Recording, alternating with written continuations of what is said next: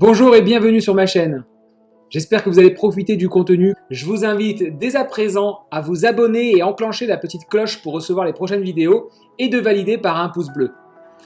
À la fin de cette vidéo, j'aurai le plaisir de vous offrir 2 cadeaux, donc je vous souhaite un bon visionnage. Les entreprises qui survivront au Covid-19 sont les entreprises qui se tourneront vers le web. Alors c'est pas moi qui dis ça, c'est Forbes, je vais vous mettre le lien. Et je vais le citer, au fur et à mesure des jours, nous nous enfonçons dans une crise économique sans précédent dont l'issue est pour l'instant toujours inconnue, avec un krach boursier historique, des fermetures de magasins, un confinement total dans plusieurs pays, les fermetures des frontières, etc. Le secteur du e-commerce, quant à lui, observe une hausse de plus de 20%, ce qui inspire un espoir sur une transition économique qui peut malgré tout avoir une certaine issue positive. Et c'est ça mon message aujourd'hui. Ça fait 10 ans que je souligne l'importance pour toutes les entreprises françaises d'avoir ces 2 pieds complets dans le web. Ça veut dire quoi? Ça veut dire une transformation digitale bien mesurée et une stratégie intelligente. Pourquoi?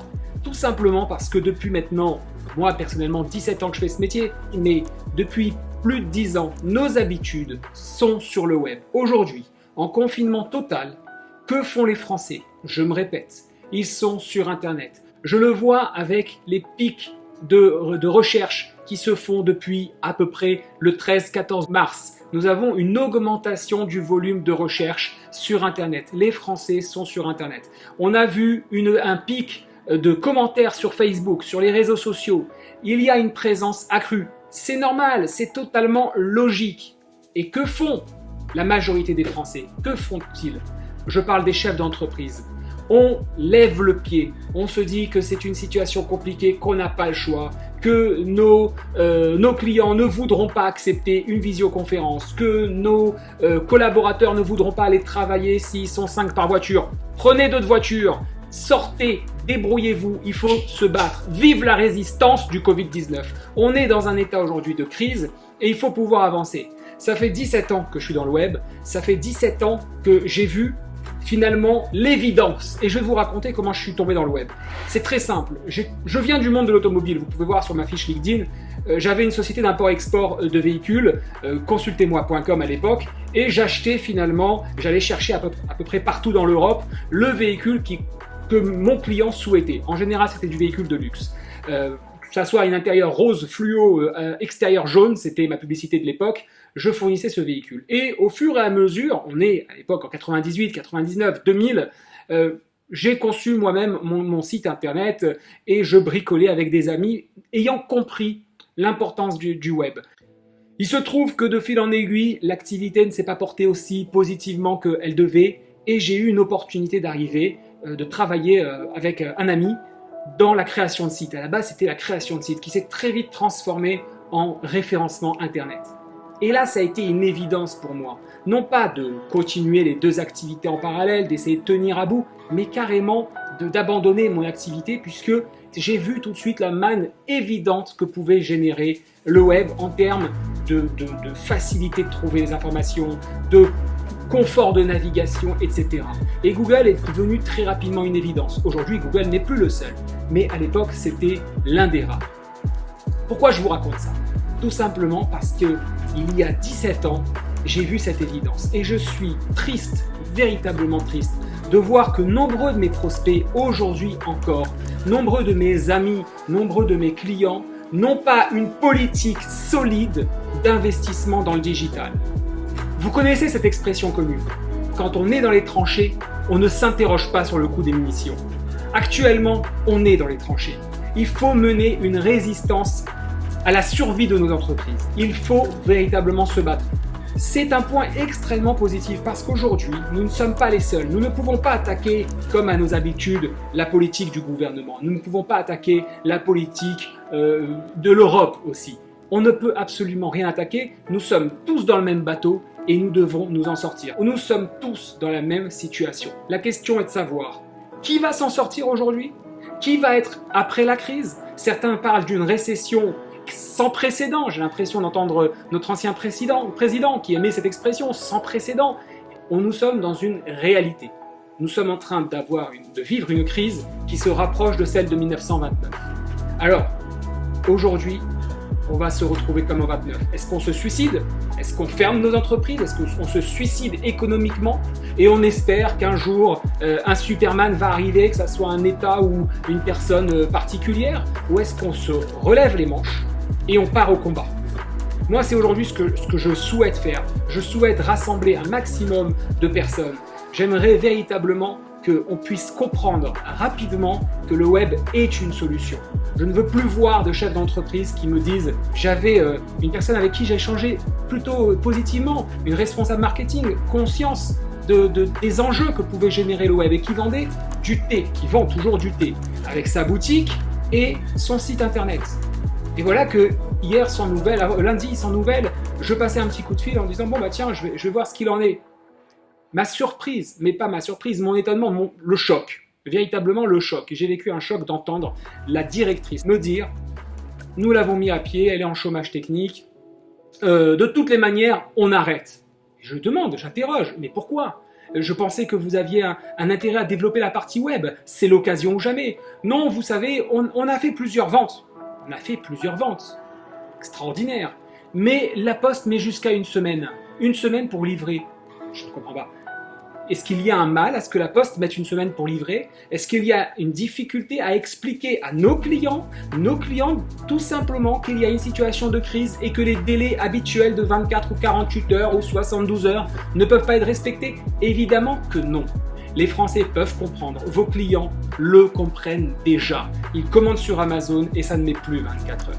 Ils commandent sur Zara.fr et ça ne met plus 24 heures. Tous les sites internet sont au ralenti en termes de délai de livraison. Il n'y a pas de mal aujourd'hui. Ne trouvez pas d'excuses à finalement ne pas avancer, ne pas casser le mur qui est devant vous. Ferez-vous partie de ceux qui défoncent le mur, qui l'escaladent ou ceux qui font demi-tour? En tout cas, moi, je fais partie de ceux qui le défoncent avec les 2 points. La question, c'est qui va avancer avec moi? Qui va me suivre? Je suis là pour vous donner tous les conseils, vous accompagner. Ça fait 17 ans que je fais ce métier et l'importance aujourd'hui d'être accompagné pour une stratégie structurée et logique. Pourquoi? Et je m'y explique. N'oubliez pas de vous abonner à la chaîne, c'est important pour recevoir ces vidéos, les nouvelles qui tombent et surtout pour m'encourager. Pour reprendre, pourquoi c'est important d'être accompagné? Tout simplement parce qu'aujourd'hui, l'évolution du marketing fait que vous avez plusieurs acteurs. Il fut un temps où se positionner sur Internet consistait à ouvrir un compte sur Google, enregistrer quelques mots-clés et c'était fini. Ça suffisait quasiment, hein. Je caricature un petit peu la chose. Mais c'était ce qu'il fallait faire. Ce n'est plus le cas. Pour 2 raisons. Premièrement, les algorithmes intègrent énormément d'intelligence artificielle. On va entendre parler de CPA cible, de stratégie de maximiser les conversions, d'enchères intelligentes, d'annonces intelligentes, d'annonces responsives, de visibilité sur eux en termes de mobile ou ordinateur, etc.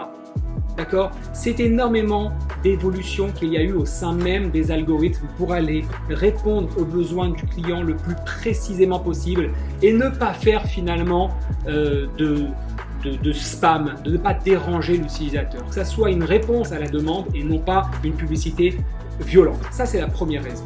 La deuxième raison, c'est que les acteurs se sont démultipliés. Lorsqu'en 2001, 2002, je ne me souviens plus maintenant, j'ai commencé dans le web, qui y avait? Qui c'est qu'il y avait? Il y avait AltaVista, un moteur de recherche français, et il y avait Google. Grosso modo, alors oui, il y avait Lycos, voilà, des petites choses qui étaient là. AOL évidemment, mais Caramel aussi. Il y avait quelques acteurs qui n'avaient rien à voir, qui étaient là pour nous occuper. Caramel, c'était principalement un chat, etc. Mais bon, voilà, il y avait Google. Aujourd'hui, vous avez, en termes d'acteurs majeurs, Google, Facebook, Amazon, Instagram, TikTok, Pinterest, LinkedIn, YouTube, et j'en rate évidemment, vous ferez la liste vous-même, elle est énorme. Juste au niveau des vidéos, vous avez YouTube aujourd'hui, en l'espace de quelques temps, YouTube qui est le numéro 1 du moteur de recherche vidéo, et oui, c'est aussi un moteur de recherche. Vous avez Dailymotion, vous avez Facebook vidéo, Vimeo, et vous en avez d'autres. Autant dire qu'il n'y a plus qu'un seul acteur. Et qu'est-ce qui se passe à ce moment-là? Qu'est-ce qui se passe? Il se passe que votre prospect, celui qui ne vous connaît pas encore, ne va plus sur Google taper agence immobilière Dijon. Il ne fait plus ça. Il le fait évidemment, mais il ne s'arrête plus à cette étape-là. Il va aller chercher des informations, les avis clients, il va aller naviguer sur les réseaux sociaux, il va aller poser des questions sur un forum, se renseigner si vous êtes vraiment, et encore faut-il qu'il vous ait choisi, une bonne agence. Et avant cela, il va essayer de voir s'il ne peut pas se passer d'agence, est-ce qu'il n'y a pas une solution pour ne pas payer les frais, etc., etc. Il y a ce qu'on appelle la notion de parcours client. Cette information est extrêmement importante et fait que vous devez être accompagné aujourd'hui pour comprendre. Et c'est logique. La majorité des échecs se trouvent dans le manque d'accompagnement. C'est pas moi qui le dis encore une fois. La majorité des échecs se trouvent dans le manque d'accompagnement.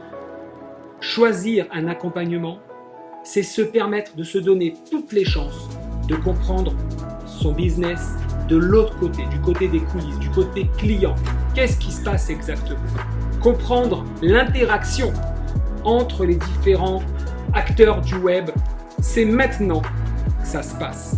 Vous avez aujourd'hui un état d'alerte, c'est une situation où on tire le cri d'alerte maximal pour vous dire transformez, partez dans la transformation digitale maintenant.